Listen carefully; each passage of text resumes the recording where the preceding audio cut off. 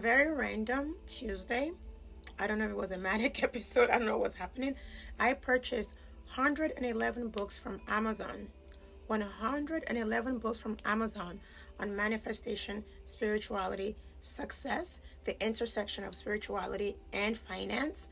And I'm going to share my top three favorites that I've read thus far. I'm not done with 111, but I purchased 111 books because I feel like it's angel number.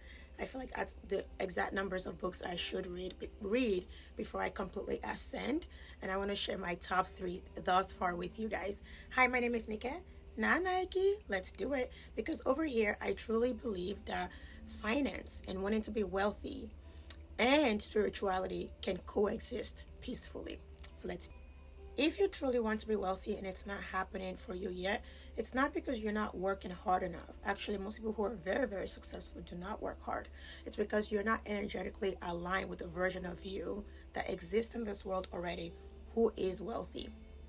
The first book that I read was this book right here by Dr. Joe Dispenza. Albeit he's not the pioneer of the manifestation world, neuroplasticity world, neuroscience, quantum physics.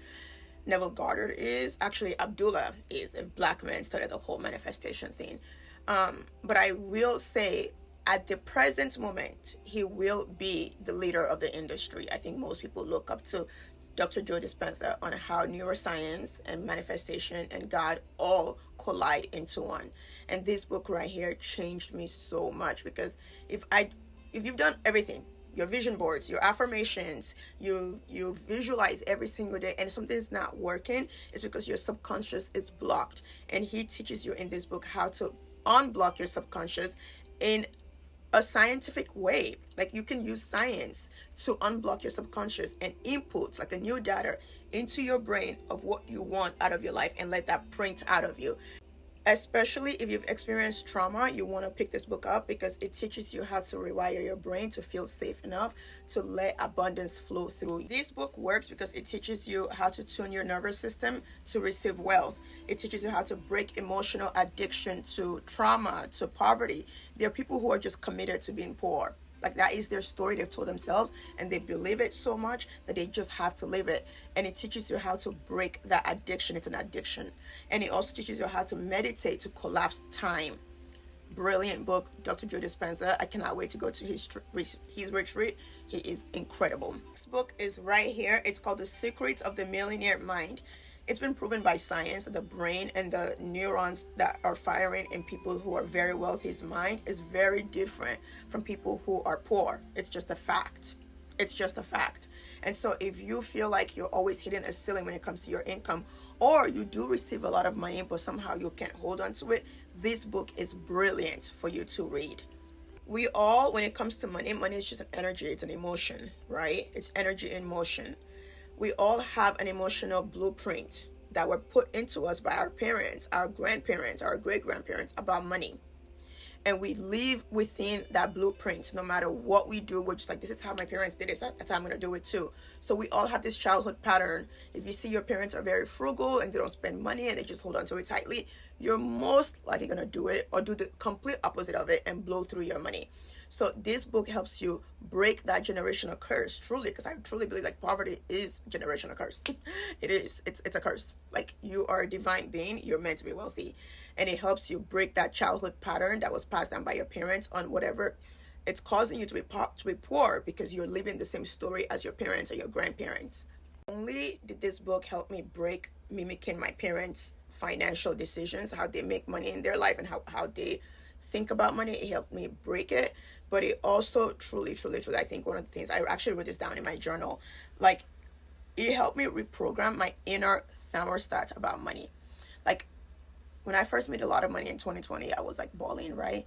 And I will be so scared to spend it. I will wake up at 3 o'clock in the morning, checking my bank account, like, is it still there? Is it still there? Because although I didn't grow up poor, I went through like a very poor time in my life right before I made all that money, and I did not know how to act around money. I was so afraid of it, and I had to learn to not be afraid of it. It comes and goes. It's just energy.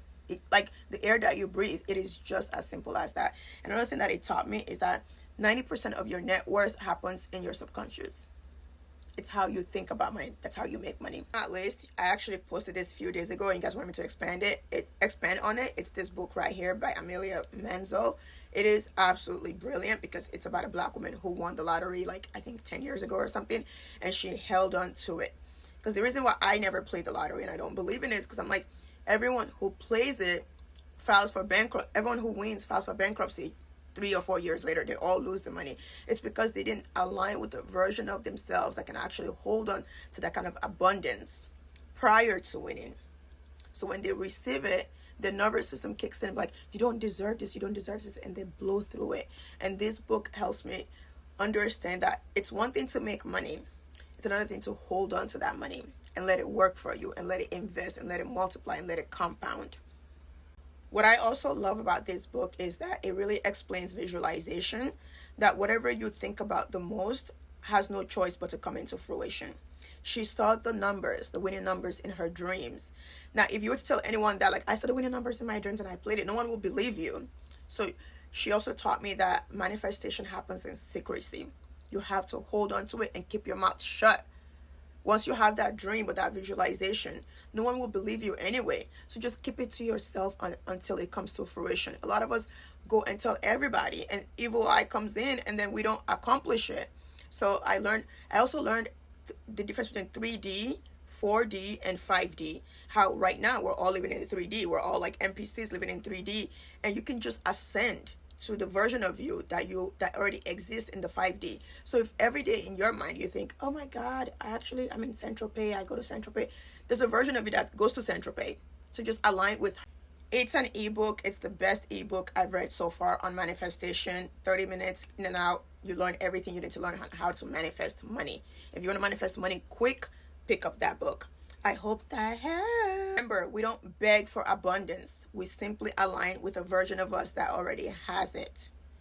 Comment millions below if you want me to do more reviews on manifestation, neuroscience, quantum physics, and spirituality. Because over here, spirituality and abundance do coexist.